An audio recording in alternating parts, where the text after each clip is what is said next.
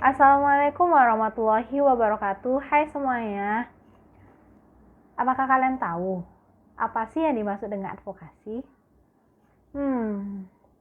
Oke, kali ini dalam video ini saya akan memberitahukan kepada kalian semuanya apa sih yang dimaksud dengan advokasi.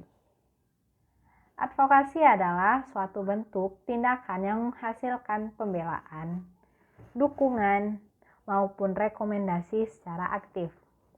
Sedangkan advokasi menurut para ahli yang kita ambil salah satu contohnya itu Sheila Espina-Vivalus mengatakan advokasi ialah sebagai aksi strategis dan terpadu yang dilakukan oleh suatu individu maupun suatu kelompok untuk memberikan masukan isu ataupun masalah ke dalam rancangan dan rencana kebijakan.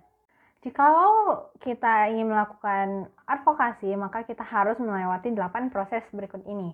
Yang pertama ialah tentukan isu dari masalah. Advokasi haruslah memiliki fokus yang jelas. Yang kedua, kita harus mengumpulkan data. Data merupakan elemen yang sangat penting karena data diyakini adalah sebuah fakta yang nyata. Yang ketiga, kita harus membuat sekutu dengan organisasi yang memiliki kepentingan yang sama. Yang keempat, kita harus melempar isu dan kampanye massa. Melempar isu ini bisa kita lakukan secara media, melalui proses kita lakukan di media sosial, seperti kita membuat postingan di Instagram, dengan menyatakan isu yang kita ingin advokasikan, atau kita membuat hashtag di Twitter untuk menarik masyarakat untuk mendukung permasalahan kita ini. Yang kelima ialah lobby dan pendekatan dengan pengambilan keputusan. Setelah power massa yang sudah kuat dalam menyebar isu, maka kita harus membangun komunikasi dengan mengambil keputusan di pemerintahan atau perusahaan kita. Komunikasi bersifat politis ini diharapkan dapat merubah sistem atau kebijakan yang pada akhirnya dapat menuntaskan tujuan advokasi itu sendiri. Yang keenam, kontak media massa. Selalu jaga komunikasi yang baik dengan media massa, karena media massa adalah kunci utama dari advokasi untuk mendapatkan informasi, untuk dapat diinformasikan secara mengakar kepada masyarakat. Yang ketujuh, demonstrasi. Demo adalah jalan yang terakhir dari sebuah advokasi yang tidak juga dapat merubah suatu kebijakan. Yang kedelapan ialah lakukan evaluasi.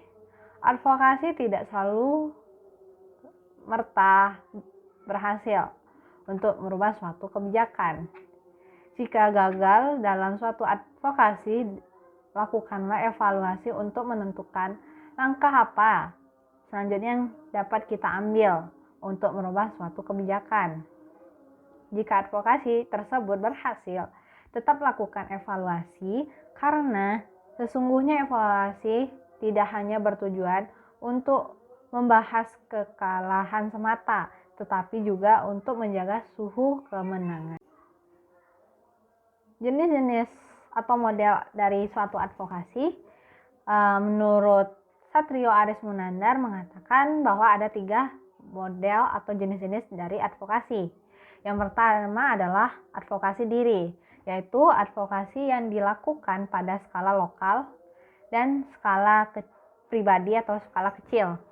Misalnya kita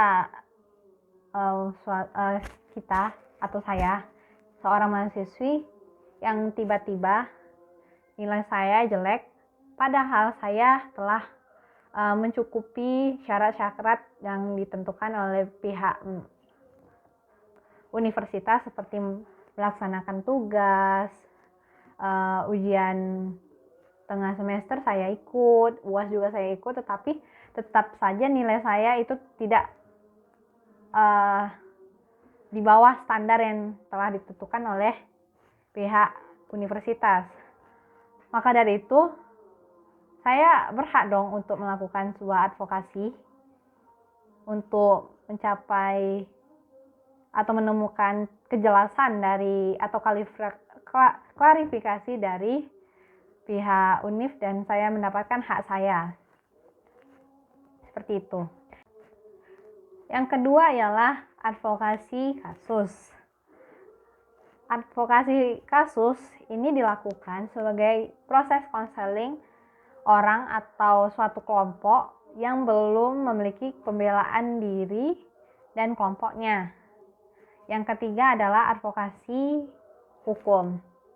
Advokasi hukum adalah serangkaian tindakan oleh ahli hukum atau otoritas bantuan hukum dalam bentuk konsultasi, negosiasi, atau mediasi dan bimbingan baik di dalam maupun di luar pengadilan yang bertujuan untuk menyelesaikan sengketa dalam dimensi hukum.